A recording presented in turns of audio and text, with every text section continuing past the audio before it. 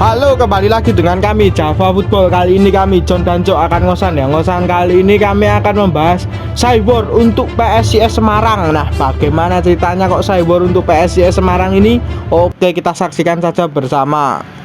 Nah, kenapa cyber untuk PSIS Semarang? Nah, padahal PSIS Semarang tidak musuh rival ataupun bagaimana. Ini bukan soal tentang pertandingan tim satu dengan yang lainnya, tapi bukan. Tapi ini adalah cyber mantan pemilik dulu dari PSIS Semarang, yaitu Pak Anto yang dulu sempat menjadi komisaris PSIS Semarang ini, salah satu pemegang sahamnya lah, intinya seperti itu. Nah, akhirnya beliau kan dulu sempat ingin rehat terlebih dahulu ataupun ingin berhenti terlebih dahulu. Nah, kabarnya kemarin saya dengar kabar Pak Anto intinya pokoknya ingin kembali ke PSIS Semarang. Kalaupun tidak bisa kembali ke PSIS Semarang, beliau juga ingin membentuk tim yang lebih profesional ataupun tim baru yang profesional. Intinya pokoknya seperti itulah. Dan saya juga melihat story beliau, memang beliau ini sangat terinspirasi sekali dengan pemilik Bali United, yaitu Pak Peter Tanuri ini ya. Beliau sangat terinspirasi karena memang beliau kan juga punya perusahaan tapi juga bisa membangun klub maju, intinya pokoknya seperti itu pengennya beliau sih itu. Tapi memang jalannya juga tidak gampang lah, ibaratnya comeback itu juga tidak gampang ya. Mungkin nanti ada perdebatan kembali seperti dulu kala ya mungkin di sisi lain kan manajemen itu kan wonge ndase berarti pemikirannya ora iso podo lah, menyamakan satu visi misi itu memang sangat susah sekali memang seperti itu, karena memang intine klub ini nek ra dibangun bareng-bareng apa piye yo angel seperti itu. Nah, menurut pendapatmu Cuk, jika nanti Pak Anto ini misalnya tidak bisa comeback ke Semarang, beliau akan membuat tim baru, ini gimana ini pendapatmu kalau tim baru di Jateng ini? Ya, kalau menurut pendapat saya, saya itu salut dengan Pak Anto ya. Dalam arti beliau ingin membuat tim yang profesional, ingin menjadikan PSIS itu yang profesional. Tapi kan masalahnya PSIS ini bukan milik perseorangan sih. Ini milik bersama. Kalau dulu pas Pak Anto datang ke PSIS ini kan ya sahamnya bukan saham mayoritas ya kayaknya ya.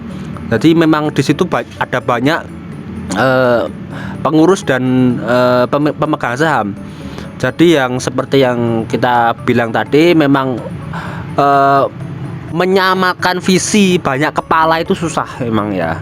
Ya mungkin di sisi lain Pak Anto ini pengen orientasinya itu ke bisnis, tapi mungkin yang lain itu belum bisa sevisi dengan Pak Anto, dalam arti sevisi dalam menjadikan PSIS ini benar-benar dikelola secara bisnis profesional. Tapi kalau Pak Anto ingin membuat tim baru, itu memang banyak risiko, malahan potensi kerugian memang ada dan mungkin besar sih, karena tragedi Bali United itu tidak bisa dilakukan oleh banyak orang atau banyak tempat. Apalagi ketika Pak Anto ini ingin membuat tim baru di Pulau Jawa. Wah, ini susahnya minta ampun. Soalnya masalahnya di supporter. Karena supporter di Jawa ini memang punya tim kebanggaannya masing-masing ya.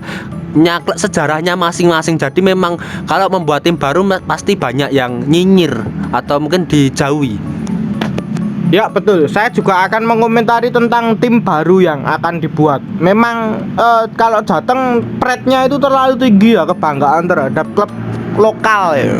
Jadi kalau di Jateng itu tidak bisa menerima klub siluman itu ya, mungkin wajar ya ketika soalnya di sini itu juga banyak ya tim-tim lokal pride-nya seperti Kudus, seperti Persijap Jepara, seperti PSS Cilacap, seperti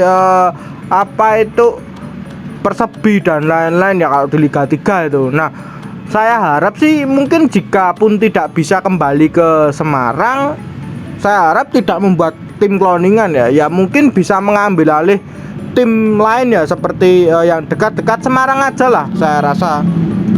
Seperti Persipapati, seperti Persijap Jepara, seperti PSS Cilacap, Atau ya mungkin kalau mau berjuang di Liga 3 ada dari PPSM Magelang, itu juga oke sebenarnya. Ya kalau apa ya, membuat tim baru saya rasa di Jateng ini sangat susah ya. Mungkin nanti yang pertama juga menggait supporter itu sangat susah. Yang kedua memang home base di sini juga susah gitu. Maksudnya setiap daerah pun di sini punya klub kebanggaan mereka masing-masing. Seperti dulu kan ada penolakan HPS Pati, itu kan ditolak oleh masyarakat Pati sendiri.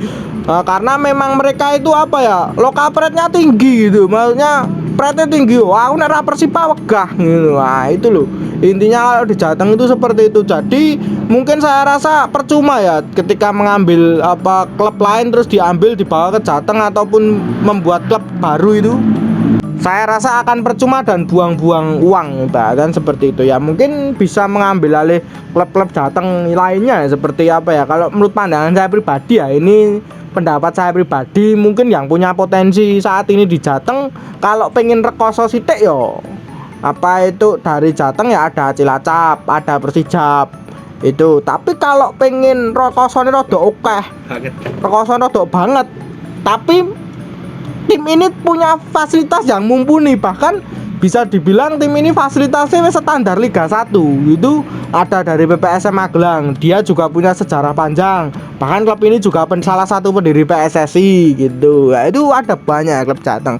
Kalau mungkin mau apa ya, referensi untuk pengen mengambil alih klub itu banyak.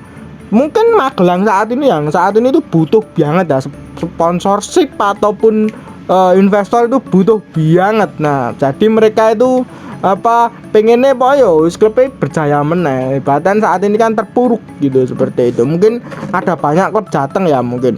Menurut pendapatmu Cuk, tentang banyak klub Jateng yang mungkin saat ini membutuhkan investor ini bagaimana ini? Ya, yang paling realistis sih memang ada 3 ya, John. PSC Cilacap, Persipa Pati, dan Persijap Jepara. Karena 3 tim ini kan di Liga 2 sudah berbentuk PT, jadi untuk akuisisi saham mungkin bisa. Tapi kalau yang kamu sebutkan tadi di Liga 3 ya kayaknya nggak mungkin. Soalnya memang masih berbentuk bond atau memang perserikatan, jadi susah untuk diakuisisi. Itu masih milik Pemda. Nah, kalau dilihat dari segi potensi, mungkin Persijap Jepara itu juga potensi banget, karena memang ya satu ya dekat Semarang, yang kedua memang ya punya basis supporter besar, dan yang ketiga fasilitasnya juga gak jelek-jelek banget, masih standar nasional lah untuk stadionnya, itu bagus ini. Tapi pertanyaannya, apakah Persijap Jepara itu sangat membutuhkan investor atau pengelola baru? Nah, ini menjadi pertanyaan.